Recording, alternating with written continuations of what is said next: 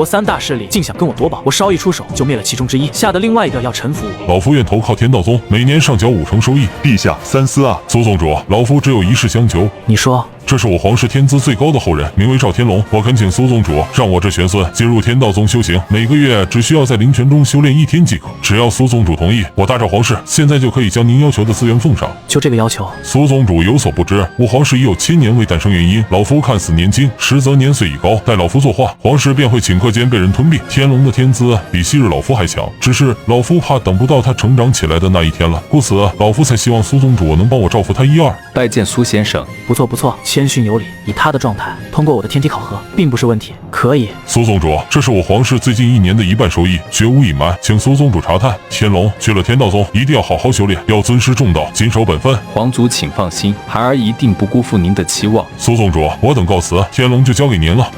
小虎，你看着点他，我去看下灵泉。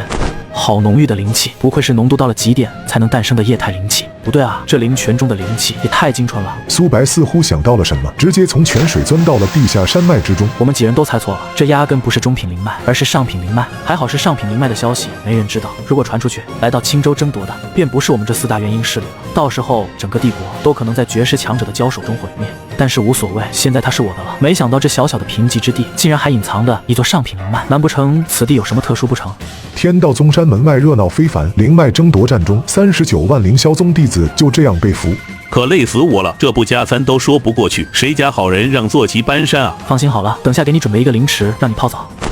诸位弟子们，等下我放山的动静会有点大，稍安勿躁。苏白说完，把火麒麟背上的大山缓缓地埋入天道宗的地下深处。天道宗范围之内，灵气的浓度瞬间涨了不知道多少倍。就这个灵气浓度，什么洞天福地，什么圣地古族，他们有这么好吗？短短1刻钟，突破的弟子数量就超过了1万，而苏白也在弟子回馈下，从金丹4重踏入了金丹6重。我是不是还在做梦？凌霄宗1万两银子才能修炼1天的天字号修炼士，其灵气浓度都没有这里1%啊！这我还逃个什么？就是在这里当乞丐，也不知道比在凌霄宗当正式弟子强多少倍。前辈，我们错了，不该为那凌霄宗助纣为虐。是呀，前辈，我等可以加入天道宗吗？师尊，该怎么处置他们？杀的话人也太多了，可如果不杀又不放，总不能白养着。杀一儆百。不一会，苏白就挑出了1000余人。饶命啊！我们犯什么错了吗？不要杀我！到这时候还不愿承认错误，你们这些人身上都沾有众多无辜普通人的鲜血，我已经封印了这些人的修为，怎么处置？交由民众吧。师尊放心。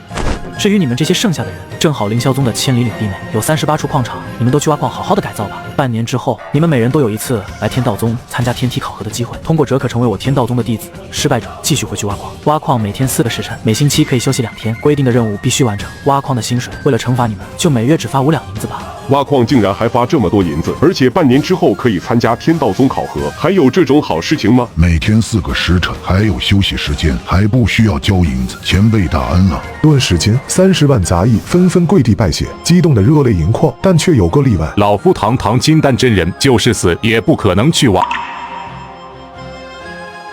我身后这些灵石全是发给你们的。